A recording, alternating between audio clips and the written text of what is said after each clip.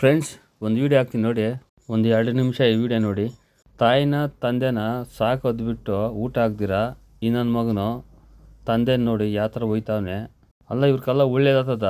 ದೇವ್ರ ಸತ್ವಗಳು ನಿಮ್ಗಂತೂ ಒಳ್ಳೇದಾಗಲ್ಲ. ಎಲ್ಲ ದೇವ್ರುಗಳು ಕಲರಿರ್ಬೋದು, ಆದರೆ ಒಂದು ದೇವ್ರು ಮಾತ್ರ ನಿಮ್ಮನ್ನಂತೂ ಬಿಡಲ್ಲ. ಯಾರು ಗೊತ್ತಾ? ಶನೇಶ್ವರ ಸ್ವಾಮಿ. ಹೌದು, ಸೂರ್ಯದೇವ ಮಗನು, ಸೂರ್ಯಪುತ್ರ ಶನೇಶ್ವರ ಸ್ವಾಮಿ. ಸ್ವಂತ ತಂದೆಗೆ ಗ್ರಹಣ ಕೊಟ್ಟವನು ಈ ಅಪ್ಪನು ಶನೇಶ್ವರ ಸ್ವಾಮಿ. ಯಾಕೆ ಗೊತ್ತಾ? ನನ್ನ ತಾಯಿಗೆ ಹಿಂಸೆ ಕೊಡ್ತೀಯ ಅಂತೇಳಿ ಸಣ್ಣ ಇದಕ್ಕೆ ಗ್ರಹಣ ಕೊಟ್ಟವನು. ನಮ್ಮ ದೇಶ ಮಾತ್ರ. ಹೌದು ಫ್ರೆಂಡ್ಸ್, ಸ್ವಂತ ತಂದೆಗೆ ಸೂರ್ಯ ಭಗವಾನ್ಕ ಗ್ರಹಣ ಕೊಟ್ಟವನು ಶನೇಶ್ವರ ಸ್ವಾಮಿ. ನಮ್ದೊಂದು ಲೆಕ್ಕ, ಯಾರು ತಂದೆ ತಾಯಿನ ಯಾರು ಹೋಯ್ತಾರೋ ಊಟ ಹಾಕ್ದಿರಾ ಹಿಂಸೆ ಕೊಟ್ಟು ಮಣ್ಣಿಂದ ಆಚೆ ತಳ್ಳಿ ಅವ್ರೋಗಿ ಬೀದಿನಾಗ ಅಳೆಯೋದು, ತಿರುಗಿ ಭಿಕ್ಷೆ ಕೇಳೋದು, ಮತ್ತೆ ಮಳೆ ಗಾಳಿ ಅಂದಿರ ಹೋಗಿ ಬಿಸಿಲಾಗ ಗಾಳಿ ಅಂದಿರ ಹೋಗಿ ಇಲ್ಲಿಂದ ಅಲ್ಲಿ ಮಲ್ಕೊಳೋದು, ಇದೆಲ್ಲ ನಿಮ್ಗೆ ಒಳ್ಳೇದಾಗ್ತದ ಅನ್ಕೊಂಡಿದ್ರೇನ?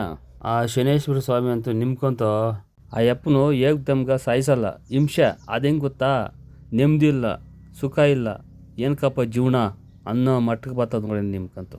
ಅಲ್ಲ, ತಾಯಿ ಎಷ್ಟು ಸಾಕಿರ್ಬೇಡ ಮಕ್ಕಳನ್ನ. ನನಗೆ ಮದುವೆ ಆಯ್ತು ಬಿಡು, ನಂಗೆ ಪಕ್ಕದಲ್ಲಿ ಹೆಂಡ್ರೋಳು ಬಿಡು, ಏನಕ್ಕೆ ಈ ತಂದೆ ತಾಯಿ? ಮತ್ತೆ ನಿಮ್ಮ ಹೆಂಗಸರು ಅಷ್ಟೇ, ಅತ್ತೆ ನೋಯ್ಯೋದು, ಮಾವು ನೋಯ್ಯೋದು, ಮತ್ತೆ ನೀನು ಹೆಂಡ್ರ ಮಾತು ಕೇಳಿ ತಂದೆ ತಾಯಿ ನೋಯ್ಯೋದು, ಇದೆಲ್ಲ ಒಳ್ಳೇದು ಅನ್ಕೊಂಡಿದ್ರೆ ನಿಂಗೂ ಮಗನೋ ಮಗಳೋ ಇರ್ತಾರ.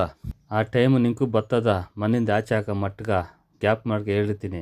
ಯಾರು ತಂದೆ ತಾಯಿಗೆ ಊಟ ಹಾಕಿ ಸೇವೆ ಮಾಡ್ಕೊಂಡು ಇರ್ತಾರೋ ದೇವ್ರ ಹತ್ರ ನೀವು ಗೆದ್ಗಂದ್ರೆ, ಯಾರು ತಂದೆ ತಾಯಿನ ಹಿಂಸೆ ಕೊಟ್ಟು ಊಟ ಹಾಕ್ದಿರ ನರಕ ಕೊಟ್ಟು ಯಮಧರ್ಮರಾಜ್ ಯಾರಲ್ಲ, ಶನೇಶ್ವರ ಸ್ವಾಮಿ ಅಣ್ಣ, ಸ್ವಂತ ಅಣ್ಣೆ. ನೀವಂತೂ ನರಕ ಹೋಗೇ ಓದ್ತಿರಲ್ಲ, ಅಲ್ಲಿ ನೋಡ್ಕೊಂತಾನೆ ಯಮಧರ್ಮರಾಜ್ನು. ಗ್ಯಾಪ್ ಮಾಡ್ಕೆ ಹೇಳಿರ್ತೀನಿ.